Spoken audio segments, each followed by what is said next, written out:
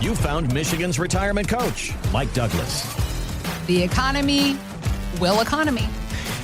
And you should be able to retire despite what it or the market does. I feel like we say that a lot. The market should not dictate your retirement. But economic factors become more and more relevant to retirees because of the longevity factor, because we're going to be living through 20, 30 years of economies. And the economy kind of goes with the way the market, doesn't it? Ups and downs and all over the places. We don't want to have to worry about it in our retirement. We want to go, whatever's happening with the headlines will happen, and I'll be over here doing what I do.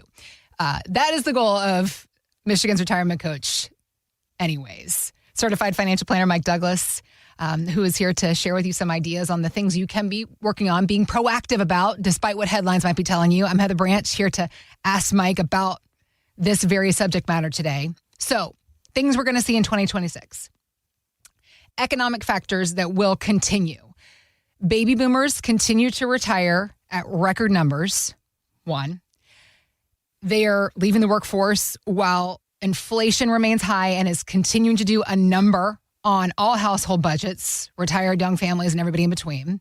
Social Security is still facing threats. None of us have any idea what's going to happen with that, although we do know something's going to have to change unless, if nothing, it will become insolvent. But rather than hoping for the best, savers can take action now by doing certain smart and deliberate things. So let's talk about what those are. We've got a list of 5 things here, right? Is that correct? Yes. All right, let's go through those then, Mr. Michigan's retirement coach. All right. Number one. Yeah. Number one. Well, first, let's take a step back for a second. All right. We are going through this wave in this cycle. And as you're approaching retirement, this conversation is for those who are approaching retirement, right? Not necessarily in it yet. But if you are getting close, there's a couple things we want to make sure we factor in. Okay. Number one, know your risk before you retire. Know your risk before you retire. Okay. That is an opportunity to prevent the panic attack, the freak out, the devastation of a crashing market. It's better for you to know your risk early. When I get in the car, I want to know how to get to Delaware before I start my trip.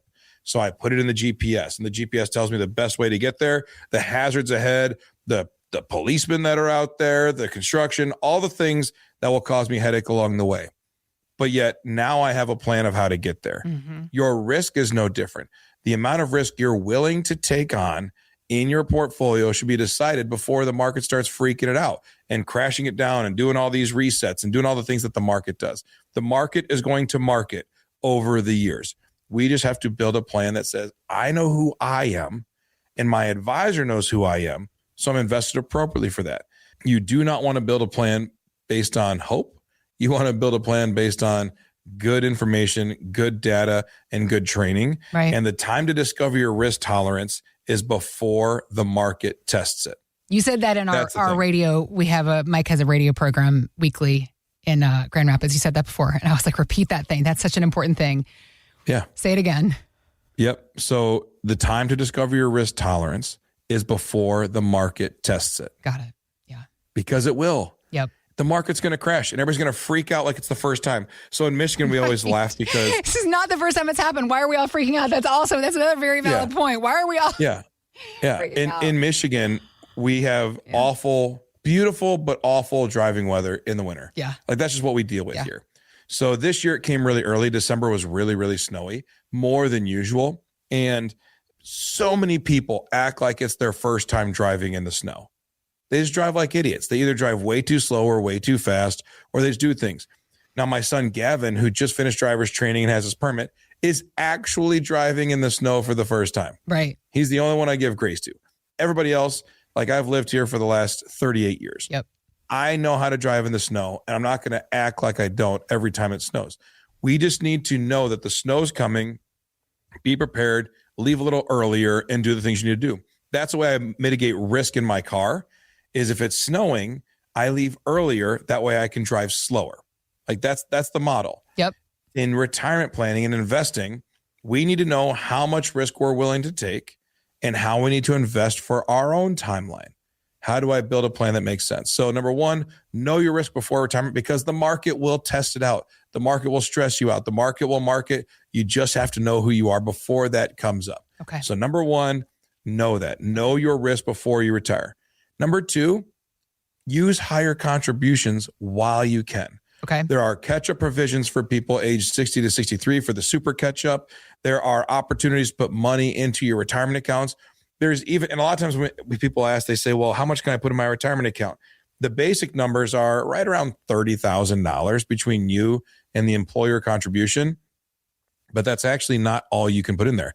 You can do after-tax contributions up to about $72,000. Is there an age limit on that? What? No. Oh. No, if you have a 401k, you can do non-deductible contributions up to about $72,000. Now, there are plan provisions and things that you need to make sure you know about. But for most people, about $72,000. Okay. Wow. Yeah, that can go in. It's after tax. It's non-deductible. And then when it comes out, if it's done properly, it can roll into a Roth IRA. That's a good strategy. Okay. We don't talk about that enough. Right. The after-tax contribution to 401k. That's a great tool that can be utilized. So dump more money in, because those last couple years are your best years to soup up the retirement account before you retire. Hopefully the kids are coming off the payroll a little bit, right? I'm done paying for college and kids, everything. And we actually just have another kid getting braces on right now. I should have bought an orthodontist. I was about to say, there is nothing. And just hired some orthodontists. But you got kids needing cars, kids needing braces.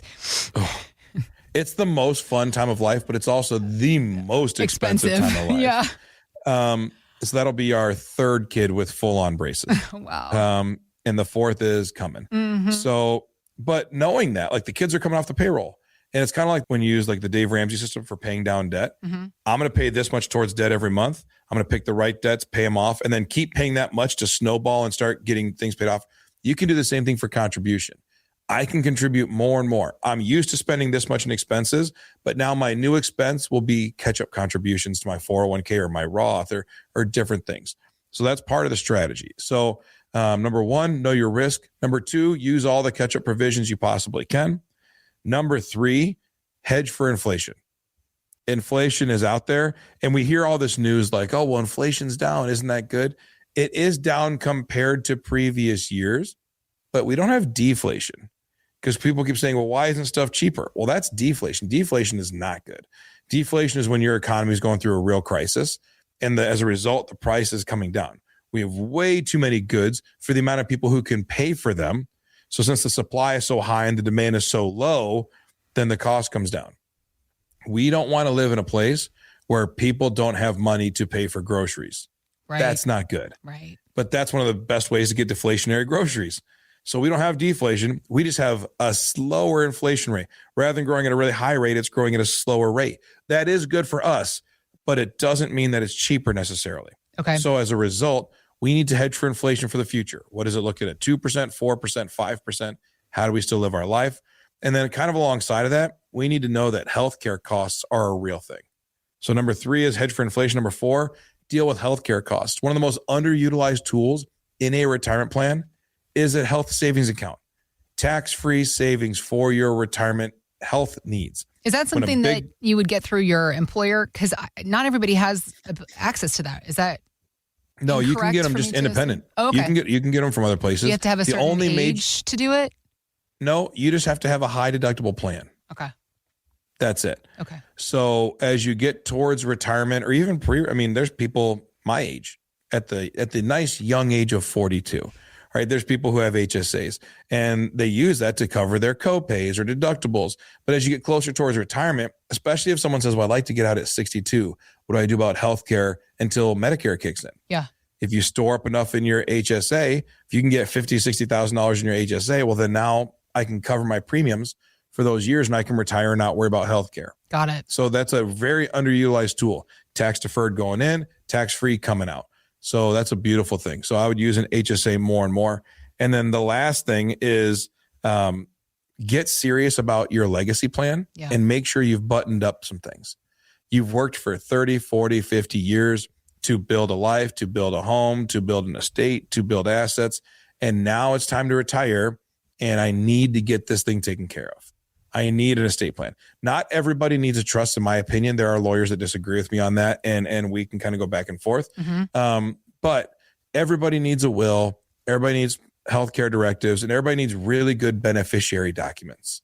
If your beneficiary documents are cleaned up and you've got your estate plan and that's the bow on all of the stuff that you've been doing. Okay. You've been wrapping this gift over the years for your family, not exclusively for them, but the reality is at the end of your life, whatever's left does go to your family. That's the gift.